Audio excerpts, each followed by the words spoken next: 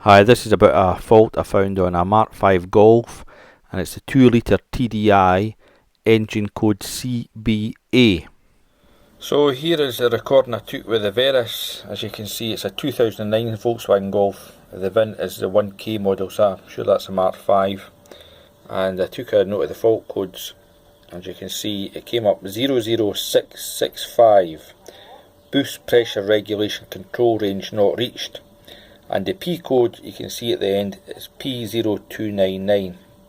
So what we then done, we took the car for a run, and I'll show you. We obviously knew it was something to do with boost pressure, so I'll show you the first. I took a snapshot as we drove the car along, so I'll do it to maximise this.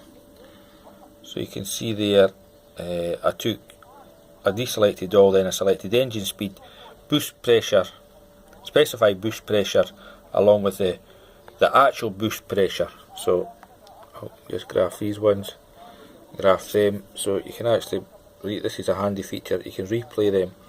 So as we go along there,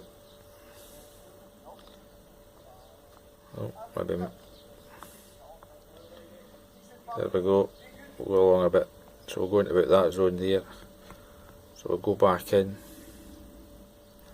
I'll pause this to get a good. So there you go, there's specified boost pressure, and you can see it's looking for 2315 millibars, and the actual boost pressure it was getting was 1234, so you can see it's well down. And as you actually compare that graph to that graph, see it's a way up there, where this is a way down there, so it's obviously something to do with the boost pressure regulation, and you can see that along there, that's your RPM. So that was a handy feature. We just took it for a run, and we compared specified to actual, so we knew there was something wrong with the boost pressure on this car. So we then went into the guided component test within the Veris, and it was to just had a quick look, see what was to do with boost pressure, and this one came across my eye because this sits right on top of the what you call it, the turbo. So we went in and had a look at this, and we got some component information. And what I just said is a turbo boost vane position sensor. Well, I'll show you a picture of that later on. Not only is that a position sensor, it's also a diaphragm, and this is what actually actuates the turbo. It's not a wastegate, it's actually just called a turbo actuator. So the first thing we done was we pinned it out. You can see there at the top, pin 2 was a signal, and according to the specification here, wait a minute, I'll go back in here, and I think was it in signature test. It said here, you can see that voltage should be approximately 0.85 at idle and approximately 2.25 when you snap the throttle. So when we pinned this out originally, at idle it was sitting at above 3 volts, and when you gave it the acceleration, it actually dropped down to 0 volts, but that's because I think that it limits what you can rev up. I think it tells you back here. Says this engine speed is limited to under 3000 RPM when the vehicle is stationary.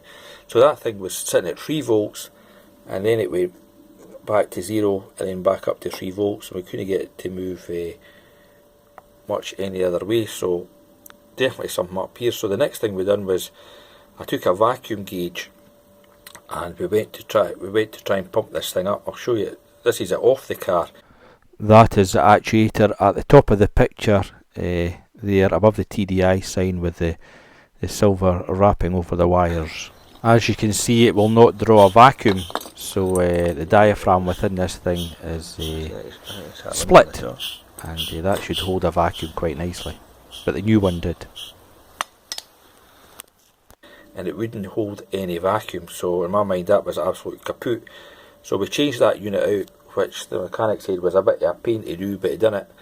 And then we got it back in the car, and cleared the light, and actually at idle the voltage was back. I think it read about 0.3 a volt, and we managed to get it to go over 2 volts, so that was it fixed. So that was causing the P0299 light to come on, and the light hasn't come back on, and the customers said the car's boosting far better, as you would expect, because it's obviously been like that for a wee while.